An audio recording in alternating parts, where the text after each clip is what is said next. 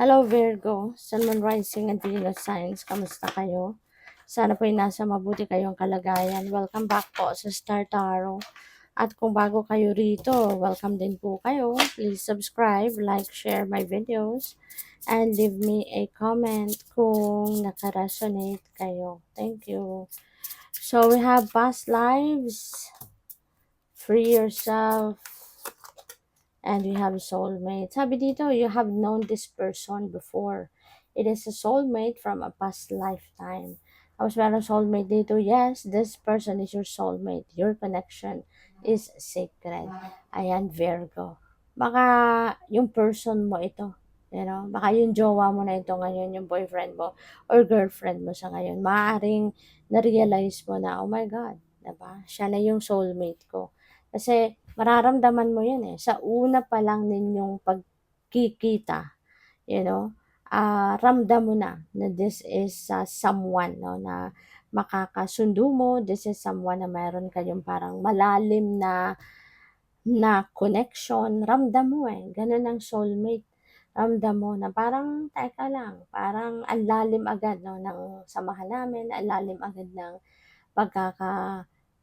kilala namin sa isa't isa. 'Di ba? Ramdam mo yung ano, yung strong connection between the two of you. Kaya alam mo sa una pa lang na yung kausap mo is your soulmate. Lalo-lalo na, no, 'pag nagkasama na kayo, 'di ba? Mas lalo mong masisigurado, ma-appreciate mo yung taong ito at talagang ma-figure out mo na he or she is indeed your soulmate, no, from the past lifetime. Kaya alam mo na sa sarili mo na you have a connection, alam mo na you have a connection even before, no, in the past life. So, maaaring yun na yung person mo sa ngayon, yung kasama mo sa buhay sa ngayon. Maaaring siya na yung soulmate mo. So, we have free yourself, sabi dito. You don't need to be in control of everything for a love relationship to be successful.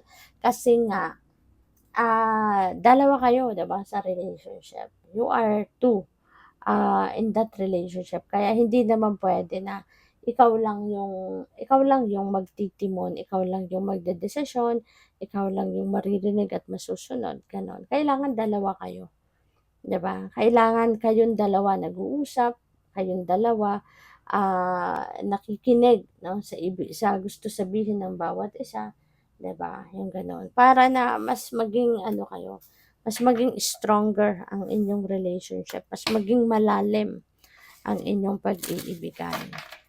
So, by the way, maraming salamat for subscribing, and if you haven't subscribed yet, subscribe na kayo. And also, maraming salamat din for not skipping the ads. Malaking bagay yan sa akin. And also, please click the join button sa baba ng video kung gusto ninyo mag-join kayo sa membership.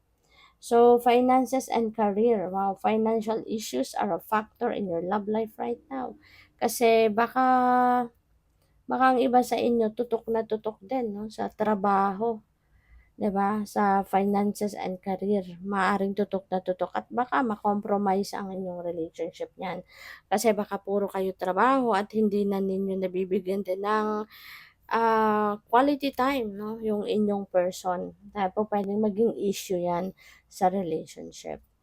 So we have playfulness to recapture romance, allow your inner youthful spirit of fun to shine. Ayan. So give yourself an opportunity to be playful then, 'di ba? Spend time with your loved one, 'di ba? Tulad ngayon, it's a weekend, 'di ba? So maaari, no, ng iba sa inyo kailangan din naman na magbigay ng oras with your person, makapag-ano kayo, makapag-unwind, 'di ba, na magkasama, yung gano'n, no? So, what else? We have true love. This is the romance of a lifetime. Ayan. So, ito na nga. Maaari, Virgo, na yung kasama mo sa buhay sa ngayon, siya na yung true love mo. Siya na yung eternal love mo. No? Maaring siya na talaga yung makakasama mo habang buhay. At kaya kailangan mo, kung alam mo naman talaga na siya din yung soulmate mo, 'di ba? As in, malalim ang connection ninyo, napatunayan mo na siguro na talagang siya yung right one para sa'yo, then alagaan mo na yung ano mo, yung person mo. Alagaan mo na yung inyong relationship, 'di ba? Kasi, 'di ba, kung binigay na sa'yo ng pagkakataon, binigay na sa'yo ng divine, yung chance to be happy, to be with someone that is meant for you, na makasama mo habang buhay, then alagaan mo na 'to, okey? Kasi wala ka ng mahahanap na katulad nito, 'di ba? Kasi siyempre everyone is unique. Kung 'yan na ang binigay sa'yo at alam mo, sigurado ka na na siya na, eh, 'yun kailangan mong alagaan ang relasyon ninyong dalawa.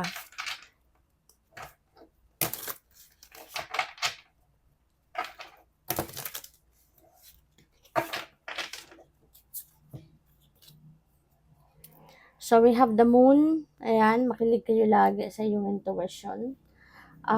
Because your intuition, is divine guidance, okay? Maaaring may mga desisyon na kailangan kayong gawin around this time, related sa inyong relationship. So, it's about time na for you to listen to what your intuition is telling you para hindi kayo magkamali. Kasi, yun ang gagabay sa iyo eh. No? Yung intuition mo ang gagabay sa iyo patungo doon sa tamang desisyon, sa tamang path. So, what else? We have Wheel of Fortune, Virgo, ang swerte mo. Napakaswerte mo, mababago na ngayon ang inyong sitwasyon. Diba, meron kang issue sa finances, may financial issues, diba? So, maaari, no, na sobrang tutok na tutok kayo sa trabaho at pwede kasi na ikaw yung breadwinner, ano? Maaring ikaw yung merong mas malaking pino-provide financially sa pamilya ninyo. Kaya siguro tutok na tutok ka sa trabaho. Maraming oras ang ginugugol mo sa pagtatrabaho. But with the Wheel of Fortune energy, hindi lang yung relationship ninyo dito ang gaganda, hindi lang yung relationship ninyo yung mag-improve, 'di ba? But also your financial situation. O pwede na merong dadating dito na opportunity um, sa finances ninyo at maaari, no, ito din yung magiging dahilan para so that you can take it easy, no, sa area of career ninyo or trabaho or negosyo. Yung parang makakapaglaylo kayo ng konti kasi alam mong meron kang pera na pwedeng maging buffer para, alam mo yun, mabawasan yung oras mo doon sa pagtatrabaho at maibigay mo yung oras mo na yon na kukunin mo sa trabaho, sa relationship mo, sa person mo, 'di ba? So, pupuwedeng may gano'ng ganap ang iba sa inyo sa ngayon kaya good for you. So, we have Two of Cups, ayan. So, strengthening your relationship. Kung kayo ay nasa existing relationship na, this is the time that your relationship will get better. Mas magkakasundo na kayo, mas magmamahalan pa kayo, mas magiging stronger yung relationship. At para doon sa wala pang love life, ano, ngayon maaaring pumasok ka na nga sa bagong love and romantic relationship kasi po pwede na you will meet your ano na, yung person mo, no? So, good luck. Thank you for watching. Love and light. Namaste.